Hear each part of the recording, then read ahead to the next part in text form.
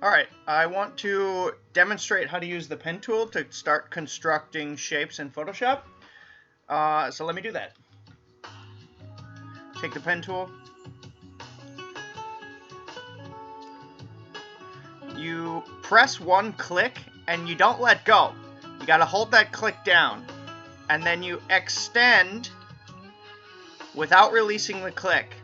Okay, so what you're extending are these little movable circle things. I don't know what we call them, let's just call them movable circle things. Extend it. Now those movable circle things are going to allow you to create a curve. So again, when you're working in Illustrator, don't let go of the click. Click, hold it, and extend. Ooh, look at how smooth that looks. Extend it, rotate it however you want that curve to be. Extend. Good, we're doing it now. Extend.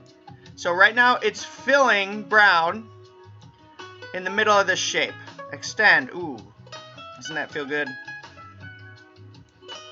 Alright, and then we can connect the shape. Boom. Now, this is kind of an issue that happens in Illustrator. When you complete the shape, it thinks you want to keep going, but we don't want to keep going. So all you need to do to go to the next shape, to start making a new shape, is select the selection tool, V. That will then complete the shape.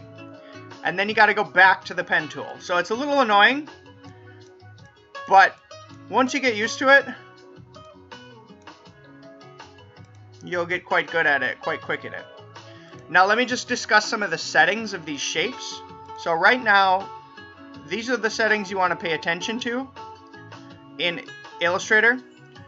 The thing I have here selected as none is the stroke. So there's no stroke going on the outside of the shape. If I was to change that,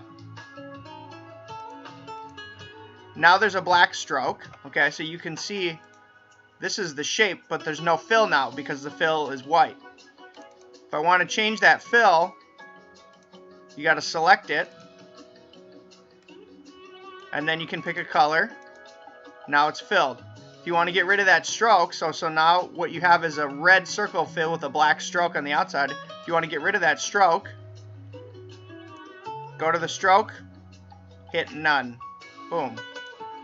So I assemble in Photoshop layers and layers of these mosaical shapes, and to deal with the layers and the layer opacity, let's see if I can do this. If you want to make this kind of like see-through, or let's do it with this brown one. Let's see if we can pull up the window of the layers. We got it open. Okay. Let's see.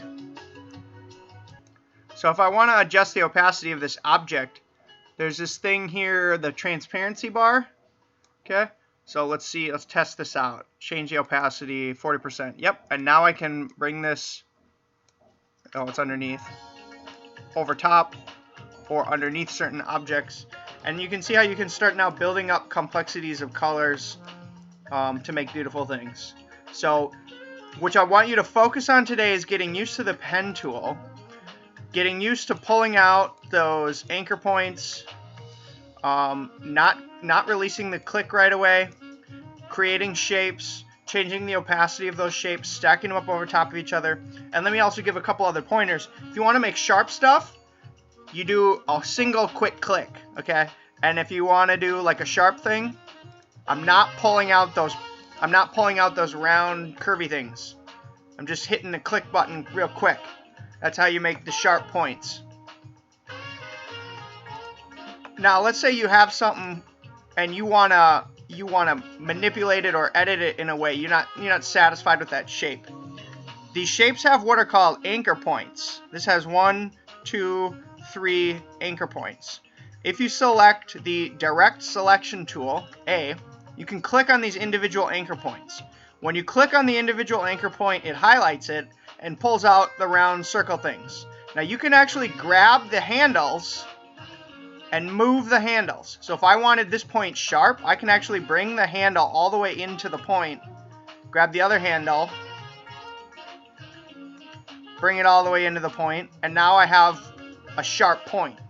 So you can adjust the roundness of objects by pulling on the round circle handles, or you can adjust the sharpness of objects by pushing the handles all the way into the point such that they disappear.